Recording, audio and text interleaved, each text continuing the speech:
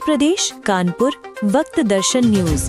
देश की प्रतिष्ठित राजनीतिक पार्टी कांग्रेस की पार्टी की राष्ट्रीय महासचिव एवं दिग्गज नेता श्रीमती प्रियंका गांधी जी के जन्म दिवस के अवसर पर आज कानपुर में कांग्रेस नेताओं द्वारा हर्षोल्लास के साथ कार्यक्रम का आयोजन किया गया।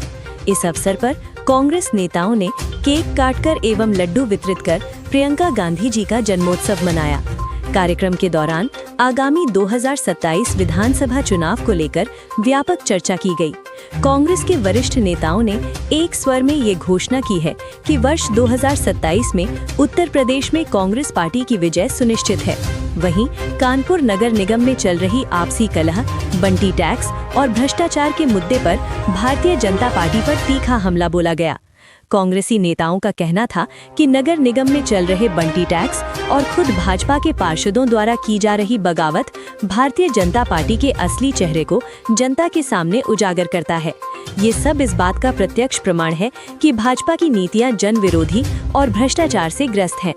इस कार्यक्रम में मुख्य रूप से पूर्व उपाध्यक्ष मानेश सिंह जी, वार्ड 96 जाजमऊ उत्तरी की पूर्व पार्षद जरीना खातून जी, प्रदेश अध्यक्ष अजय राय जी, इस्लाम सिद्दीकी जी नगर महासचिव कांग्रेस, आसिफ इकबाल जी वार्ड अध्यक्ष, अबरार अहमद जी समाज सेवी, निहारिका सिंह जी, अमजद हुसैन जी एवं एजाज शहर जी सहित अनेक कांग्रेस कार्यकर्ता व सम्मानित अतिथि उपस्थित रहे। सभी अतिथियों ने माननीय प्रियंका गांधी जी के दीर्घायु एवं स्वस्थ जीवन की कामना करते हुए उनके नेतृत्व में पार्टी को नई ऊंचाइयों तक पहुंचाने का संकल्प लिया।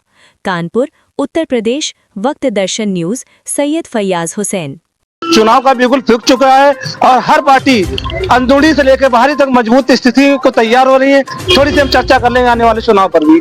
सर 2027 के अंदर चुनाव है और सभी पार्टियों ने कमर कस ली है, अभी से रणनीति तैयार हो चुकी है। तो 2027 में क्या फेरबदल देखने को मिल सकता है? देखिए, हम 2027 में सरकार बनाने जा रहे हैं। हमारा संगठन सदन का कार्यक्रम 4-3 सीटों पे चालू है। हर जगह के प्रभारी पर्यवेक्षक नियुक्त कर दिए गए हैं और इसकी गंभीरता आप भी समझ लीजिए कि चूंकि आज हमारी राष्ट्रीय नेता और सांसद प्रियंका वाड्रा जी का जन्मदिन है।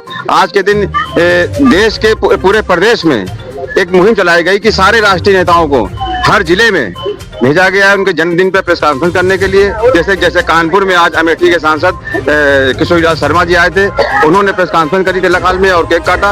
और हम लोग घूम के सारी बस्तियों में आज प्रियंका जी का जन्मदिन जो है गरीब उत्थान दिवस के रूप में मना रहे हैं और गरीबों के हितों की लड़ाई के संकल्प के साथ आज हम लोग प्रियंका गांधी का जन्मदिन मना रहे हैं। यही चुनाव की तैयारी है। हम मजलूमों के पास, गरीबों के पास बस्तियों में जा रहे हैं, अपनी बात कह रहे हैं, सरकार की जो नीतियां हैं उनका विरोध कर रहे हैं, जो खराब नीतियां हैं उनका विरोध कर रहे हैं। यही सरकार की तैयारी है और हम लोग 403 सीटों पे पूरी तरह से एक संगठन सजन जो कार्यक्रम चल रहा है उसके तहत हम लोग संगठन को मजबूत करके और जो भी प्रत्याशी जो भी चुनाव में आएंगे उनको हम लोग भारी बहुमत से जिता के इस बार कांग्रेस सरकार बनाएंगे। देखिए, महिलाओं का कांग्रेस पार्टी में बहुत बड़ा एक लंबे अरसे से कहिए योगदान रहा है और लगातार महिलाएं आगे बढ़ चढ़कर इस पार्टी के लिए कार्य भी करती है और एक अपना मुकाम भी हासिल करती है। हमारे साथ मैम मौजूद हैं। एक बार फिर से पुनः परिचित हो जाते हैं, बातचीत जारी करते हैं। मैम एक बार फिर से परिचय हो जाए आपका। नमस्कार, मैं निहारिका सिंह।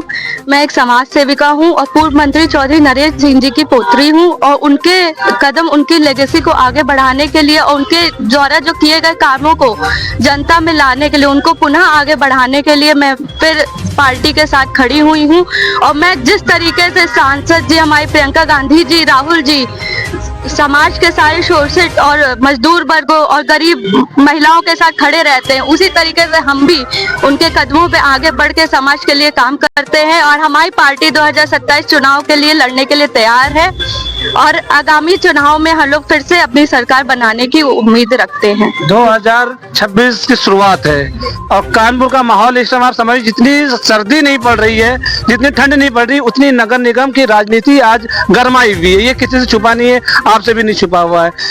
आज जो कानपुर नगर निगम में करने की वजह आपके महापौर परमिला पांडे जी के जो पुत्र हैं बंटी पांडे जी, उनको लेकर और उन्हीं के पार्टियों के जो पार्षद हैं उन्होंने एक बिगुल फूंक दिया है, एक जंग छेड़ दी है।